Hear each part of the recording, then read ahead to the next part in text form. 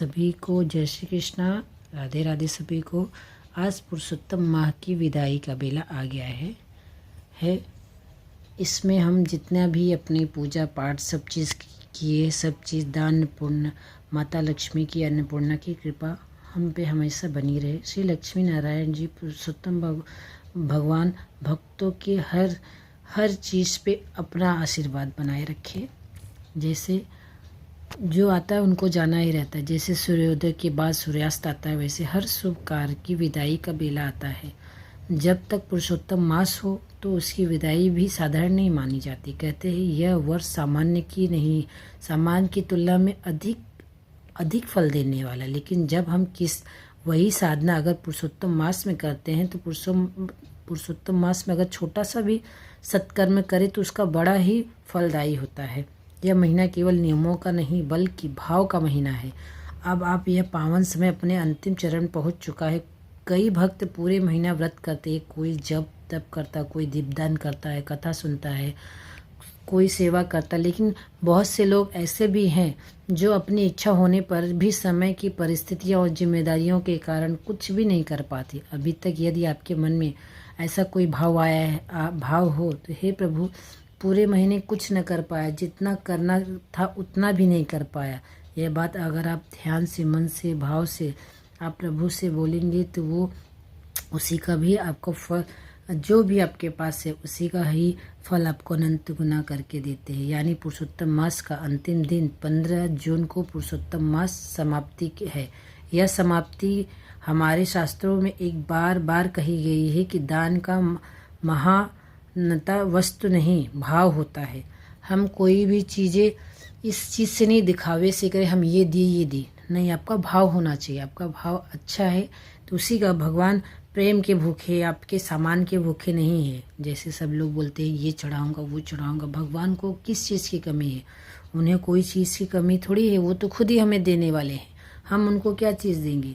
लेकिन लोग बोलते हैं कि ये चीज़ करो, होता है। इसी भाव से आप आज तक जो भी पुरुषोत्तम मास में की उसकी विदाई का बेला आ गया है। बात जो परंपराओं में बहुत से शुभ माना जाता है, लेकिन ध्यान रहे कि यदि दान किसी भय या किसी दिखावे का नहीं होना चाहिए। सेवा और भक्ति भाव से निम्रता से होना चाहिए।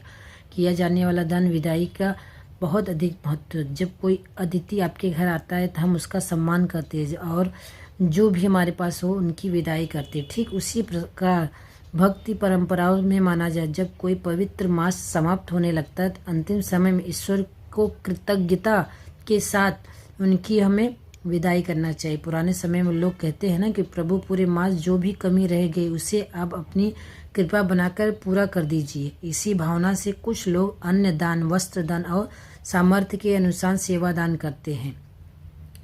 पुरुषोत्तम मास समाप्त होने वाला है। गांव के लोग बड़े बड़े दान भी करते हैं। वह वृद्ध महिला उदास बहुत से दान करते हैं। वहीं वृद्ध महिला उदास बैठे उसके मन ही मन में कहा कि हे प्रभु मेरे पास ये कहानी जैसा है, मेरे पास देने के लिए कुछ भी नहीं। घर में देखा तो थोड़ा सा आटा था, एक मुट्ठी चावल थी, थोड़ी सी दाल थी, एक दीपक था। उसने सब कुछ स्वच्छ कपड़े पहनकर प्रार्थना की कि हे नारायण जी यह वस्तु नहीं, मेरा भाव है, उसे स्वीकार कीजिए। प्रभु तो भाव के भूखे होते। मैं बोल रही हूँ मेरे रोए खड़े हो जा रहे। प्रभु तो भाव के भूखे होते। उसने वह सामग्री एक भूखे परिवार को दे दिया। उसी दिन उसने धन नहीं मिला, लेकिन उसके भीतर संतोष आ गया कि उसका सबसे बड़ा प्रसाद था। अंतिम महादान का महत्व बहुत अधिक है। भक्त अगर आप अंतिम महादान करना चाहते हैं, विदाई का बेला है, तो आप इन चीज़ों का दान कर सकते हैं। विदाई की बेला में आप थोड़ा सा आटा ले सकते हैं, आटे में थोड़ा सा दाल ले सकते हैं, थोड़े से चावल डाल दे, थोड़ा सा घी डाल सकते, थोड़ा सा नमक, जो भी आपके पास हो, मिर्च मसाले, जो भी आप श्रद्धा भाव से जो भी करें। बस आपका मेन श्रद्धा होना चाहिए, दिखावा बिल्कुल नहीं होना चाहिए।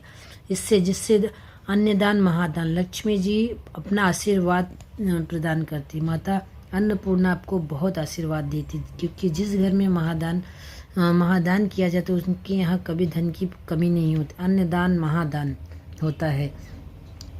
और कोई महंगी वस्तु दान कर सकते हैं। अन्न का सम्मान किया, किसी की सहायता करने के लिए मन ही मन में ईश्वर को हम प्रार्थना करें कि प्रभु हमसे जो हुआ हम अपने भाव से आपको यह दान कर रहे हैं। अहंकार का भाव नहीं होना चाहिए। अगर थोड़ा सा भी अहंकार करते हैं तो इसका कोई भी फल हमें नहीं प्राप्त होता है।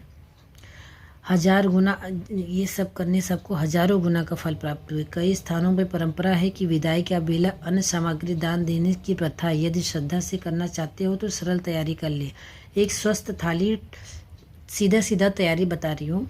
एक स्वस्थ थाली, टोकरी ले और सूती वस्त्र, साफ सूते वस्त्र ले सकते हैं। उसमें अपनी श्रद्धा के अनुसार थोड़ा सा आटा, थोड़ा सा चावल, थोड़ा सा दाल, थोड़ी सी नमक रख सकते हैं। यदि संभव हो तो हल्दी, घी श्रद्धा अनुसार दक्षिणा रख दे। लेकिन ध्यान रखिए मात्र भाव हो, महत्वपूर्ण क्या है आपका भाव हो। यदि कुछ भी नहीं हो तो समय में किसी भूखे व्यक्ति को भोजन कराए, उतनी ही सुंदर सेवा मानी जाएगी। जितना बड़ा आप दान करेंगे उतना तैयारी कर ले। इससे सब चीज़ कर सकते। मुहूर्त में अपने मुहूर्त के हिसाब से स्नान दान जो भी आपको करना है स्नान कर सकते हैं। यदि आप गंगा जल से कुछ बूंदे मिलाकर, काले तिल मिलाकर स्नान करते तो और अधिक इसका महत्व है, जिससे आपको बहुत अधिक फल मिलता है। इस दिन तुलसी की जल का भी आप नहा सकते, उसका तो कोई बात ही नहीं, कितना फल प्राप्ति होता है। समय प्रार्थना करें कि हे प्रभु, जो भी कुछ मेरा आपकी कृपा से है, यह अर्पण सेवा कृतज्ञता का भाव है। उससे मैं आपसे प्रार्थना करती हूँ कि मेरे घर में सुख समृद्धि संतोष का सम्मान दो। दान किसे दिया जाता है इस बारे में बहुत महत्वपूर्ण ध्यान रखना चाहिए कि दान किसी मंदिर में दे सकते हैं, दान किसी जरूरतमंद व्यक्ति को दे सकते हैं जिसके पास पहले से उसको दान देने का कोई महत्व नहीं है। इसलिए जिसको आप दान दो, असल में उसको उसकी ज़रूरत हो तो आपका दान बहुत ही फलदायी होता है। उसी दान को करें। किसी भूखे व्यक्ति को भोजन करा दे, सेवा में योग कर दे। योगदान इसे श्रम से कर सकते, शारीरिक श्रम अपना दे सकते हैं कहते। परंतु एक बार ये भी याद रखिए, दान दिखावे का नहीं होता है। मैं एक ही बार कह रही हूँ, दान कभी भी दान भक्ति कभी दिखावे का नहीं होना चाहिए। दान करते समय कौन कौन सी गलतियाँ नहीं करनी चाहिए। हम अमावस्या पे दान करते समय किसी का अपमान बिल्कुल न करें। होता है हमें दे दिया, अपमान नहीं। फ़ोटो न खिंचाए, सिद्धि की इच्छा नहीं रखे। दान दिया है कि अब मुझे इसका वो फल हो, ऐसा कुछ नहीं। अपनी क्षमता के अनुसार किसी भी छोटे या कुछ बड़ा कुछ भी आप दे सकते हैं, विनम्र भाव से दे सकते हैं। इसका संदेश यही है कि हमारा जीवन चलता रहता है। यदि पूरे महीने में सब कुछ दान दे सकते हैं, फल प्राप्त हो, घर की नकारात्मक दूर होगी।